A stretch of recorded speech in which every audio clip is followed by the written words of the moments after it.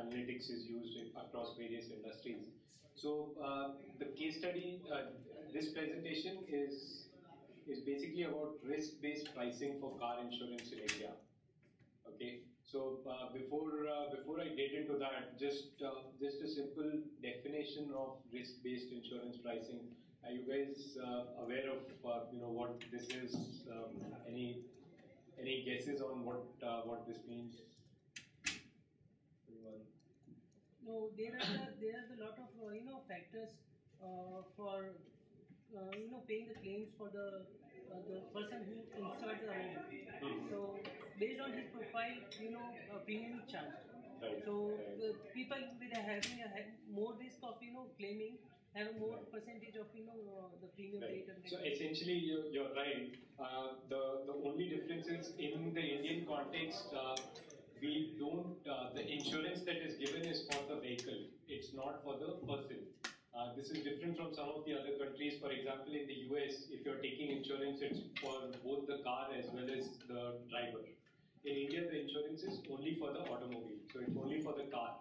So this presents some challenges because, and we'll cover these in the last part of the presentation, because there are a lot of factors which are very natural indicators of whether of the risk profile of the particular policy, but they pertain to the individual. But in India, we don't have data on the individual. So any kind of insurance that is done on the automobile is basically on the vehicle. So the factors that we can take into account are primarily only on the vehicle that is to be insured. Okay. So risk-based insurance pricing is primarily pricing, doing a differential pricing for different customers based on the likelihood of their having an accident and filing a claim. Okay, so the idea is that not everyone will have the same probability or the same risk of getting into an accident. So how can you analyze historical data to find out if certain groups are more prone to accidents, more prone to filing claims, and charge a higher premium to them? Okay, so this is something that happened about 6 or 7 years ago. The Indian insurance sector was actually opened up. Before that, legal regulations actually prevented companies from doing any kind of risk-based pricing. So insurance in India was very straightforward. Basically,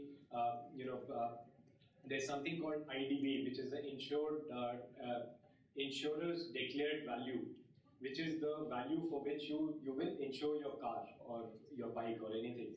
Okay, so insurance was basically a fixed percentage of that value. So regardless of where you live, what vehicle you're driving, any of those factors, there was a flat rate that was charged for everyone. About 7 years ago, the insurance sector opened up and companies were allowed to do risk-based pricing. So that's when they actually started thinking about, what's the data that we have and how we can leverage it to get some more insights and do a better pricing.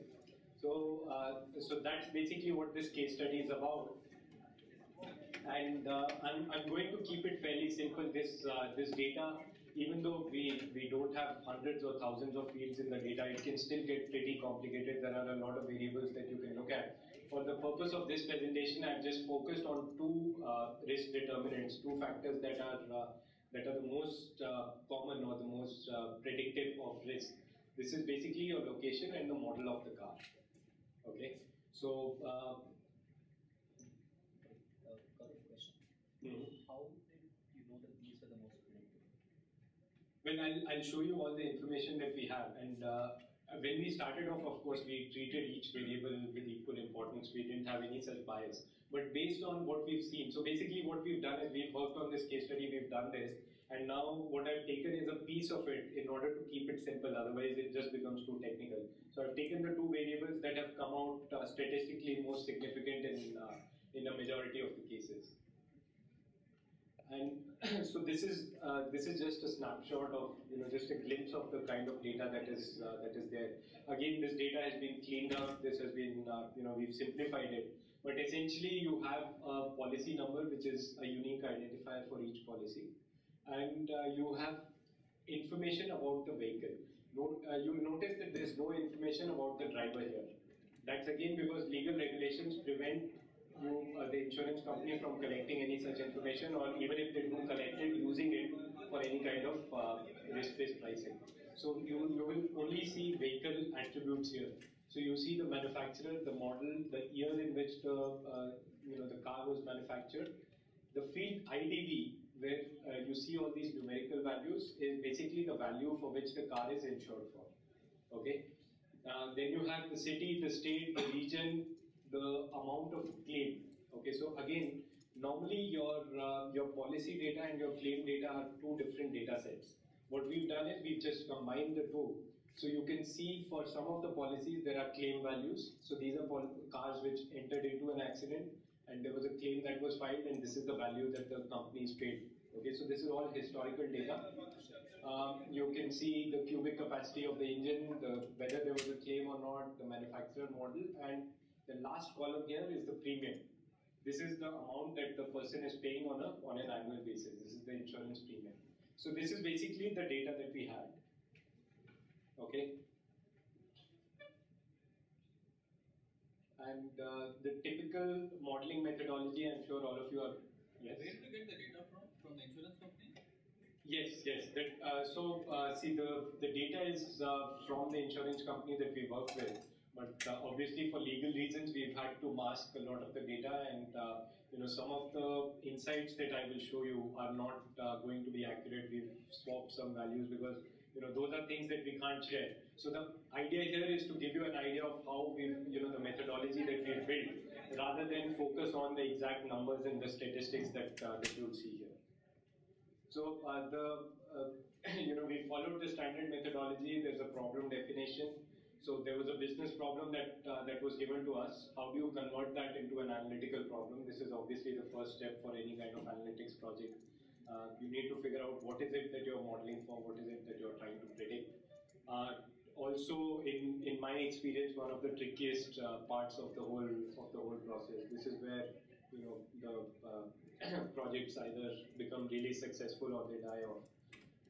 Then you start with the data exploration piece. Then you prepare the data. Once you're familiar with the data, you prepare the data for the modeling, any kind of modeling approach that you're going to take. You build the actual model, validate the results of the model, implement the model, track the results, and of course, keep refreshing the model. So this is your standard modeling methodology. What I'm going to do is focus on the first 4 steps of this process, and primarily on the first 3 steps. How did we define the problem? How did we convert the business problem into an analytical problem? Data exploration, data preparation, and different kinds of modeling approaches that can be taken. So let's start with the first step of the process. Again, usually for most kind of analytics problems, this is the most interesting step. So problem definition. So this is basically the problem that was given to us by the business.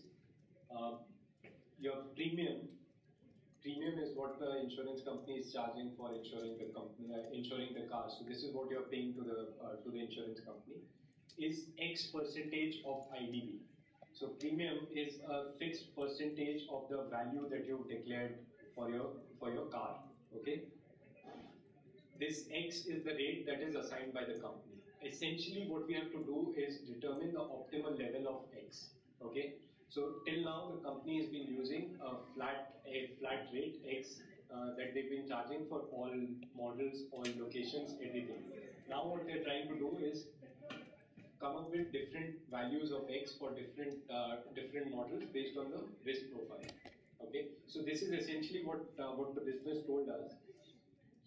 Now there are a couple of questions here. What is the revenue of the insurance company? So if I were to ask you, what is the revenue stream for the insurance company? What is it that they're making money from? Insurance policy. From the premiums, exactly. So the revenue is, if we just simplify things for the sake of understanding, so the revenue for the insurance company is basically the premiums that are coming in, right? And what is the cost? Cost is the claims. Yeah. There is of course some administrative cost, marketing cost, and all of that. For the purpose of this analysis, we don't need to get into that. we have a very simplified situation where the premium is the revenue and the claims is the cost, right? And so essentially the profit is the sum of all premiums that the company is receiving minus the claims that they are paying out, right? And if we just manipulate this equation, so the premium essentially comes out to be the claim that is paid out plus the profit that you want to keep, right? So essentially, what is it that the company is trying to do? They are trying to predict. So in terms of the analytical approach, what we are doing is we are predicting the claim as a percentage of IDV. So what percentage, so if a car is insured for 100, what percentage of that is the expected claim, is what you expect to pay out. And once we've defined claim as Y percentage of IDV, then there's a delta that we can add to it. That's a business decision on what amount of profit they want to keep, and we can decide on X, right? So given the problem that the business had, this is how we just converted it into an analytical problem. So now the goal of our exercise is to predict claim as a percentage of IDV. Okay, so just some high-level data exploration. Any new kind of data, the first step that you will do is summarize the data in order to understand it. So this is a table where essentially we had 41,096 policies. This is the data that we had. Out of these policies, 7,702 had claims, had actual claims. And the total premium received by the company on these policies is 435 million rupees, 43.5 crores. The premium as a percentage of IDV at the macro level, aggregate level, is about 2.78%. So this is what the company is receiving. Total claims paid out 375 million. Claim as a percentage of IDV 2.4%. Okay. So essentially, this is what the company is doing. They are charging 2.78% of the IDV as the premium, and they are paying out 2.4% as the payout. Right. So this just gives us a sense of what the overall data looks like. This is very important because you need to have a very good sense of what the data looks like in order to find out what is unusual, what is different from the rest, right? So again, this is a simplified version of the data. We have 12 models and we have 16 cities. So these are the 12 car models that are there across these 41,000 policies, and these are the 16 cities that are there. We have about 5 minutes. Okay. So we've done a little more of exploration. We're trying to figure out what's the frequency of each of these models. So Maruti WagonR is 18% of all the policies, most common. Mitsubishi CDI is the lowest one. We do the same with the cities just to get a sense of where the data is coming from, what values it has. The next step that we do is basically we rank order all the models on the basis of in terms of the claim as a percentage of IDV. Okay, so in the data we have the claim, we have the IDV. What we've done is we've just aggregated that, and for each model, what is the average claim as a percentage of IDV? We can see some very interesting trends here, very apparent. Hyundai Santro is the most profitable model for the company as an overall, at a macro level. 1.74% is what they are paying. They are charging. We saw they're charging 2.84% on an average. So just looking at this table, you can immediately see that the models at the top are highly profitable for the company. The models at the bottom are not profitable. The bottom three, in fact, are loss-making for the company, right? We've also classified them into low, medium, high. We've done the same with the cities. Again, you can see some trends. There are some cities which are highly profitable. There are some cities which are actually loss-making. And if you just look at the names, you can see that some of the smaller cities are very profitable. The larger cities tend to be unprofitable. Intuitively makes sense because the larger the city, the more the traffic, the more likelihood you have of getting into an accident. So immediately you can see, if you look at the previous table and if you look at this, the company should probably charge a higher price for SUVs. You can see Tata Safari and Scorpio there right at the bottom. So SUVs tend to be more risky than the rest of the population. Similarly, bigger cities tend to be more accident prone than the rest of the population. What we've done is we've taken a very simplistic approach here. We've clubbed all the models into high, medium, and low. We've clubbed all the cities into high, medium, and low, and we've just taken a 3x3 matrix: high, high, high, medium, high, low, medium. You know, those 9 combinations, and you can clearly see the difference here in terms of what the company is paying out as a percentage of IDV. So for the company now, it makes sense to charge a higher rate for any Tata Indica or Honda Accord or Tata Safari or Scorpio that comes from these cities, right? So they can have a differential pricing based on the model that you have and the city that you're coming from. And you can have different prices. So if there's a Ford Figo that comes from Jalandhar, you can charge a much lower rate because you know that the likelihood of paying out a claim is that much lower, right? So this is the first step that we've done. Now there are obvious problems with this approach. Anyone would like to point out the problems with this approach? Sorry? People might register somewhere and then they might drive in different cities. Okay, yeah. Just this approach as a model. Yeah. There are a lot of other factors like the age of the vehicle. Right. No, see, when we did the actual model, the age of the vehicle came out as a significant factor that was put in. I have not taken that because I didn't want to show a 3x3 matrix. It's just easier to show it with 2 variables.